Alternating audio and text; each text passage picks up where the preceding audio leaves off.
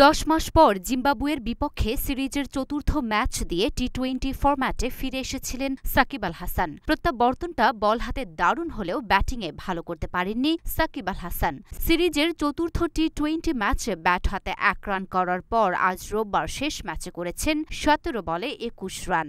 নিজের ব্যাটিং নিয়ে খুশি নন সাকিব নিজেই, সেটা বোঝা গেল রোববারের খেলা শেষ হওয়ার পর। ম্যাচ শেষেই মিরপুরের মাঠে আবার ব্যাটিং করতে নেমে পড়েন সাকিব। মিরপুর শেরিবাংলার সেন্টার উইকেটে ব্যাট শুরু করেন সাকিব। একজন নেট বোলারকে সঙ্গে নিয়ে ব্যাটিং অনুশীলন শুরু করেন বিশ্বসেরা এই অলরাউন্ডার। সঙ্গে ছিলেন ব্যাটিং কোচ ডেভিড হেম্পো। অনুশীলন শুরুর আগে অধিনায়ক নাজমুল হোসেন শান্তর সঙ্গে সেখানে দাঁড়িয়ে আলাপও করেন সাকিব।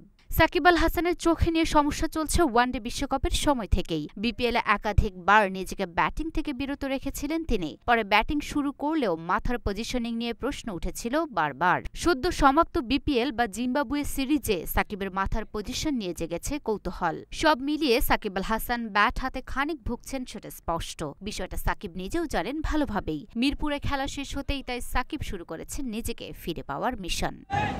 রুনা আফরোজ স্নিপা, ঢাকা পোস্ট।